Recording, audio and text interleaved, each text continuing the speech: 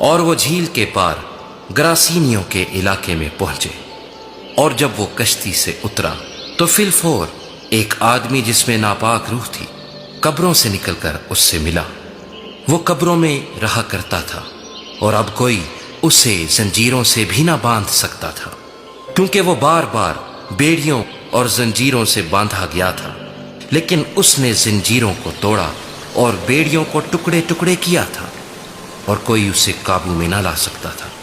اور وہ ہمیشہ رات دن قبروں اور پہاڑوں میں چلاتا اور اپنے تئیں پتھروں سے زخمی کرتا تھا۔ وہ یسوع کو دور سے دیکھ کر دوڑا اور اسے سجدہ کیا، اور بڑی آواز سے چلا کر کہا، اے یسوع، خدا تعالیٰ کے فرزند، مجھے تجھ سے کیا کام؟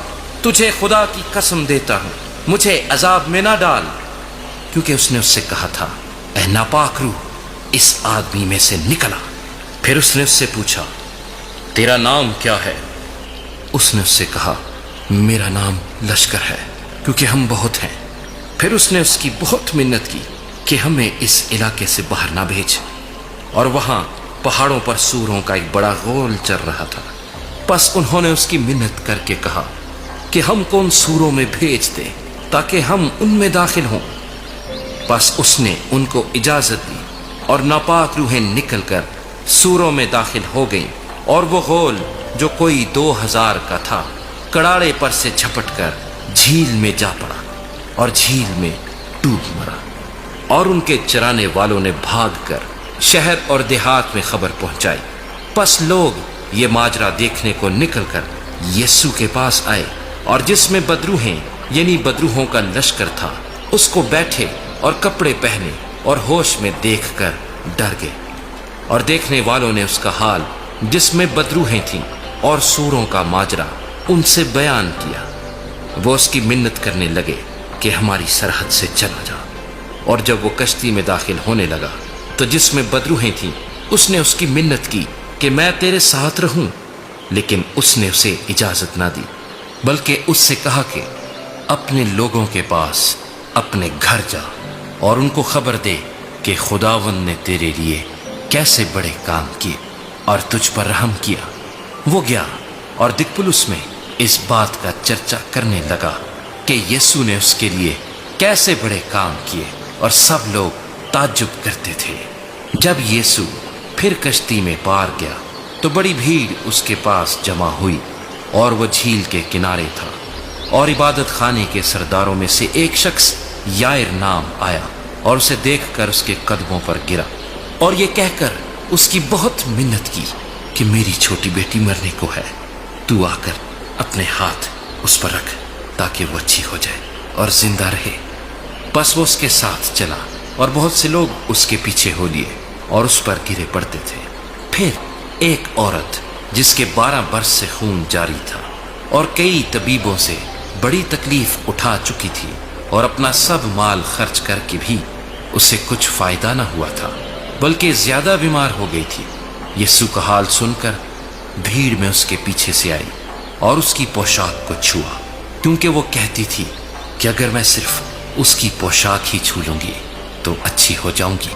اور فی الفور اس کا خون بہنا بند ہو گیا، اور اس نے اپنے بدن میں معلوم کیا کہ میں نے اس بیماری سے شفا پائی۔ یسوع نے فی الفور اپنے میں معلوم کر کے کہ مجھ میں سے قوت نکلی، اس بھیڑ میں پیچھے مڑ کر کہا، کس نے میری پوشاک چھوئی؟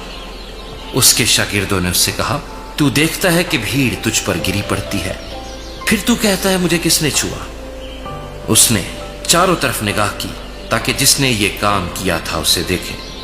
وہ عورت جو کچھ اس سے ہوا تھا محسوس کر کے ڈرتی اور کانپتی ہوئی آئی اور اس کے آگے گر پڑی، اور سارا حال سچ سچ اس سے کہہ دیا۔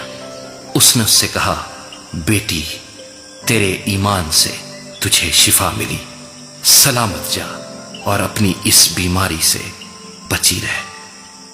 وہ یہ کہہ ہی رہا تھا کہ عبادت خانے کے سردار کے ہاں سے لوگوں نے آ کر کہا کہ تیری بیٹی مر گئی، اب استاد کو کیوں تکلیف دیتا ہے؟